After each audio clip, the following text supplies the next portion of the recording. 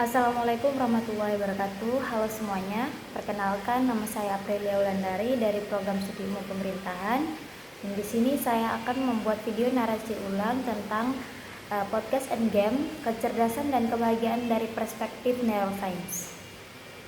Pada podcast Endgame episode 68 yang dibawahi oleh Pak Gita Wirjawan, bintang tamunya kali ini adalah neuroscience Pak Roslan Yusni Hasan, SPBS atau biasa dikenal dengan Pak Aryo Hasan. Di awal Pak Aryo Hasan menceritakan tentang masa kecilnya yang dimana ia lahir dari keluarga yang super religius. Ia lahir sebagai seorang yang berkebutuhan khusus dulu dan sekarang.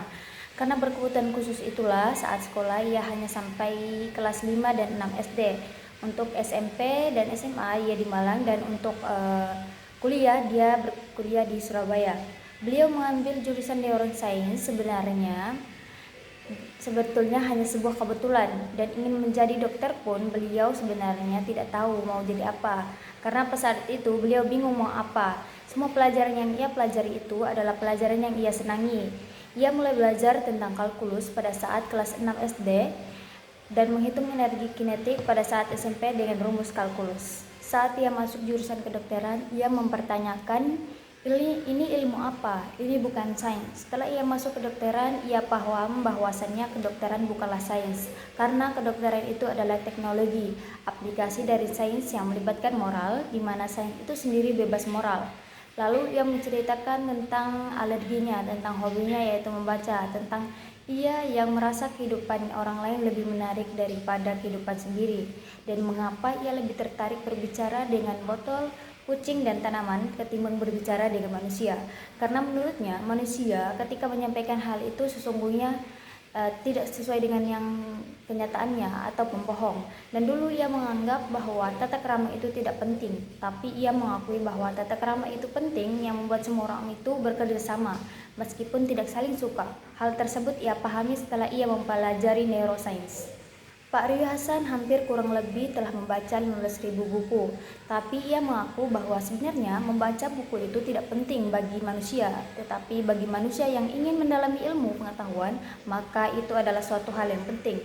Secara general, ajakan membaca buku, mari kita membaca buku, itu menurutnya tidak semua orang harus membaca buku, karena tergantung kemauan.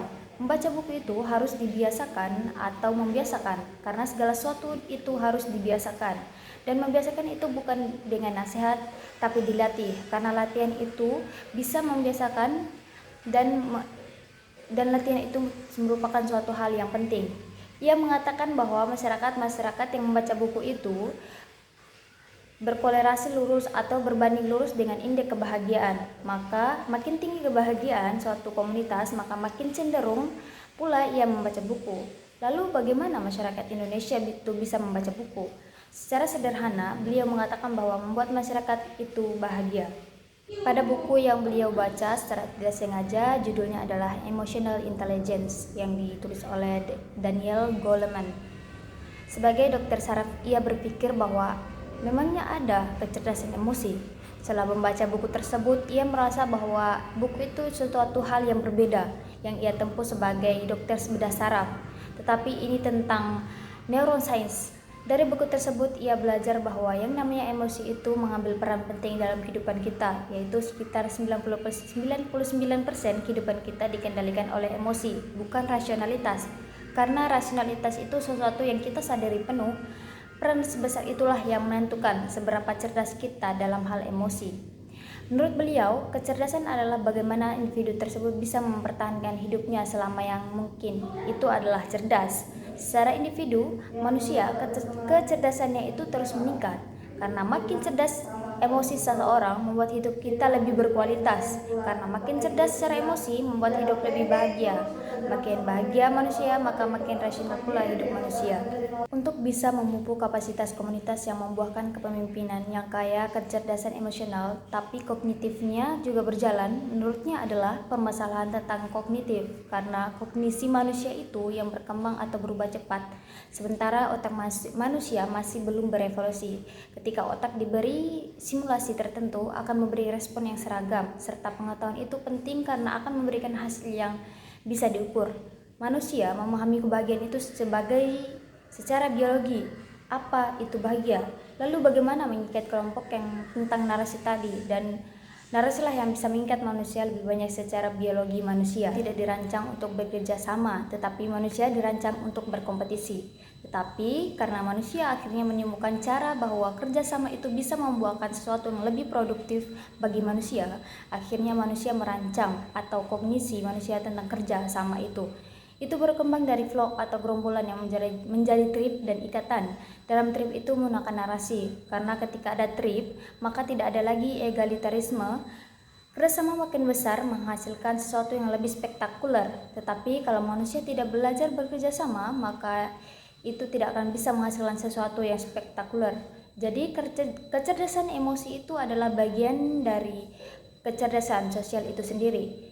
Sehingga semakin manusia itu cerdas secara emosi, maka semakin sulit untuk bekerja sama dan manusia kesulitan menghasilkan sesuatu yang lebih efektif dan lebih efisien. Menurut beliau, ada kemungkinan dengan adanya kemajuan teknologi memungkinkan manusia lebih kolaboratif atau bahkan berkurang kapasitas manusia untuk berkolaborasi.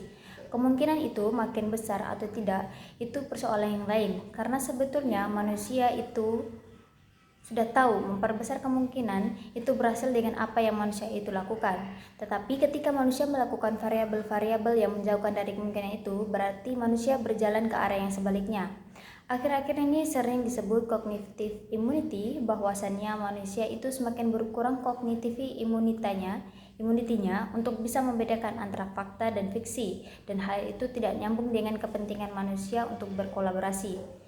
Kembali lagi pada kognisi manusia yang mengalami perubahan secara cepat atau revolusi kognisi, karena manusia mempunyai kemampuan berbahasa seperti yang ia sebutkan sebelumnya, bahwa ia menganggap manusia itu pembohong dan tata krama itu penting. Itu adalah hasil dari revolusi kognisi manusia yang pertama. Manusia mengembangkan bahasa sehingga manusia bisa bekerja sama meskipun tidak saling suka satu sama lain. Jadi, ketika manusia berbicara dengan bahasa yang menghasilkan tata krama, maka itulah yang menghasilkan fiksi sebetulnya. Dan fiksi itu tidak sesungguhnya, tetapi itu penting. Jadi ketika berbicara tentang kognitif manusia, cognitive immunity, itu kemampuan manusia yang bisa membedakan fiksi dari fakta. Itu bukan menurun, tapi gapnya yang melebar, karena orang yang tahu banyak dengan orang yang tahu sedikit itu gapnya semakin melebar, karena dulu pengetahuan itu gapnya kecil. Semakin lama antara orang yang tidak paham pengetahuan dengan orang yang paham dengan pengetahuan itu, gapnya semakin jauh, sehingga manusia itu sulit membedakan fiksi dan fakta dan mengalami penurunan dalam membedakan fiksi dan fakta. Itu tidak benar, karena adanya gapnya saja yang meluas. Menurut kita Wirjawan sendiri, fiksi dan fakta itu gapnya semakin membesar seiring dengan teknologi yang semakin pesat kecepatan dan akselerasi inovasinya. Lalu percakapan yang semakin terpolarisasi sehingga lebih sulit untuk manusia berkolaborasi. Jadi kita bisa mengantisipasi atau berharap bahwa produktivitas itu akan terus-menerus meningkat kalau manusia kembali ke sejarah produktivitas. Manusia meningkat karena kapasitas manusia untuk berkolaborasi. Fahri Hasan mengatakan bahwasannya poin yang paling penting yang disampaikan secara neuroscience adalah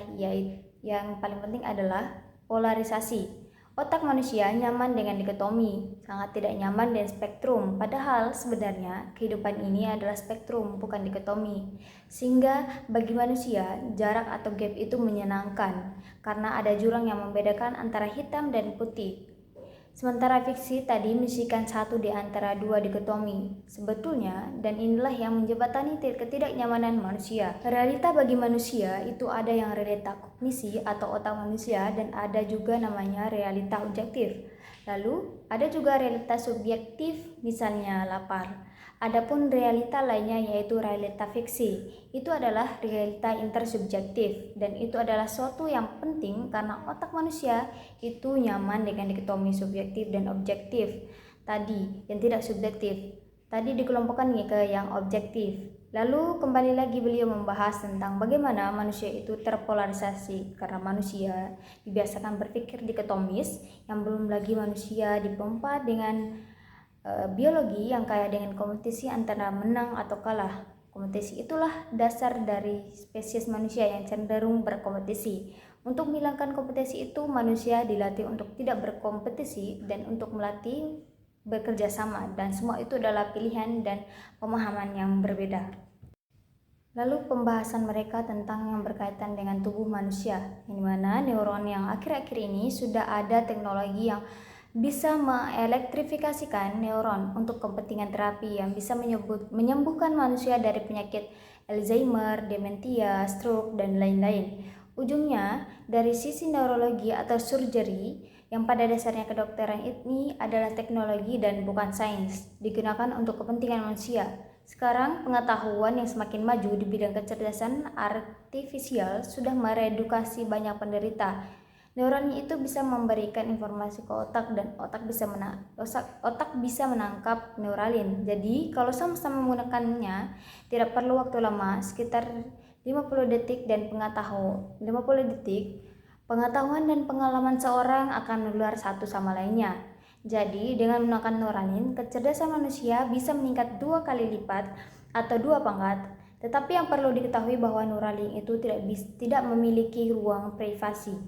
Pak Riasan mengatakan ada dan tidak ada manusia sebenarnya tidak apa-apa, karena manusia dari dulu pun tidak ada. Namun kekhawatirannya, manusia kalau tidak bisa menderita, lebih baik tidak menderita, dan kalau bisa umur panjang, lebih baik umur panjang. Interaksi antara kecerdasan biologis dengan kecerdasan artifisial, apakah akan mengkomplikasi masa depan manusia? Di mana ada dua aliran pemikiran, ada yang distopian dan ada yang utopian. Dari sisi pribadi Pak Rui Hasan sebagai dokter neurosurgeon atau bedah saraf, ia memandang dunia itu akan biasa-biasa saja karena menurutnya manusia tidak boleh terlalu heboh daripada dulu. Perbedaannya adalah mungkin di masa depan manusia akan mendapatkan hal yang sangat berbeda dengan yang sekarang. Ketika manusia membuat hal yang baru dan kompleksitasnya cenderung mengalahkan kompleksitas manusia itu sendiri, bahwa itu adalah sebuah keniscayaan kehidupan. Karena kehidupan itu semakin lama semakin kompleks. Alam semesta ini memiliki kecenderungan yang tidak teratur, tapi ada satu hal yang melawan entropi itu, dan itu adalah kehidupan ini, dan sudah terbukti dari 4,6 miliar tahun yang lalu. Jadi, semakin manusia paham kerjasama, maka semakin teratur manusia itu. Lalu Gita Wirjayan bertanya tentang tantangan apakah manusia pasrah saja? Karena menurutnya kesadaran mengenai sejarah selama 4,6 miliar tahun bahwasannya manusia itu niscaya selalu mematahkan entropi kehidupan. Yang ia takuti adalah teknologi ini kecepatan dan akselerasi kecepatannya meningkat, sehingga margin of error pun meningkat. Kalau menggunakan logika, kita tidak bisa terus-menerus mematahkan entropi. Lalu menurut Pak Rui Hasan, kalau kemudian manusia sebagai spesies tidak bisa mematahkan entropi dan manusia punah, cepat atau lambat manusia akan tetap punah. Sekian dari saya tentang pembahasan narasi ulang dari podcast Endgame. Saya ucapkan terima kasih banyak. Wassalamualaikum warahmatullahi wabarakatuh.